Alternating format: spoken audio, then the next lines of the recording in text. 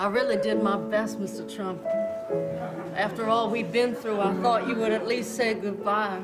SNL had a lot of ground to cover this past weekend, from the ouster of Jeff Sessions to Jim Acosta's press pass being suspended, and of course, the midterm elections. The long-running sketch show even found time to include an apology from cast member Pete Davidson for his comments about Lieutenant Commander Dan Crenshaw.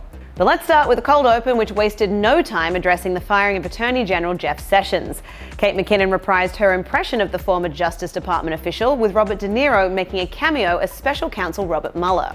McKinnon emerged from underneath a desk as A.D. Bryant, performing her impression of Sarah Huckabee Sanders, walked in. Bryant Sanders informed McKinnon Sessions that she had to pack up and go. Sure did have some good times here during my almost 16 months as the Attorney General. Justified a lot of bad things with this book. During the sketch, McKinnon Sessions also nibbled on an acorn he was saving for the long winter and drank from a hamster water bottle. I put kids in cages. I said no to gays. What more did y'all want? Meanwhile, De Niro brought back his impression of Mueller, who thanked McKinnon Sessions for all his help in the Russia special investigation. You're a weird little dude, Jeff.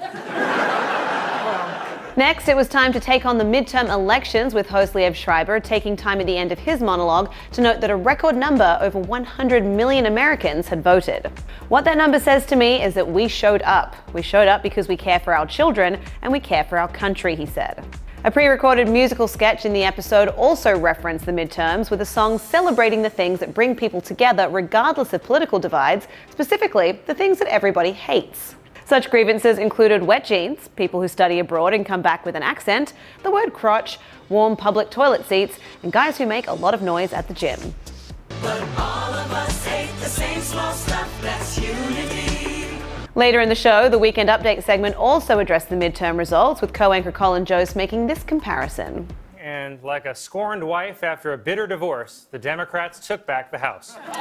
Additionally, Update couldn't resist mocking the allegedly doctored video of CNN's Jim Acosta's recent interaction with a White House press intern. The White House suspended Acosta's press credentials for what Press Secretary Sarah Huckabee Sanders deemed absolutely unacceptable conduct after the intern tried to take a microphone out of Acosta's hand during a press conference. In a video tweeted by Sanders, Acosta's actions appeared more aggressive, with many coming to the opinion that the footage had been altered.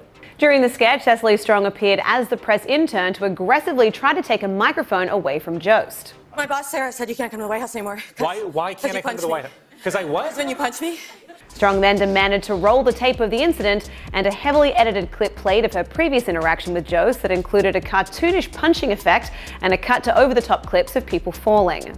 Okay, because my boss tweeted it, so it's real. And finally, Lieutenant Commander Dan Crenshaw appeared to accept an apology from cast member Pete Davidson, who had made a controversial joke about the Texas congressman-elect the week previously. For one day, the left and the right finally came together to agree on something.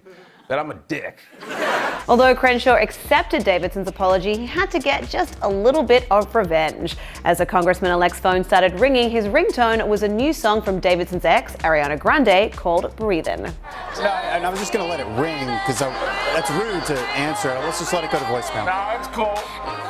Ariana Grande. Well, oh, do you know her? To watch more highlights from SNL, head to THR.com.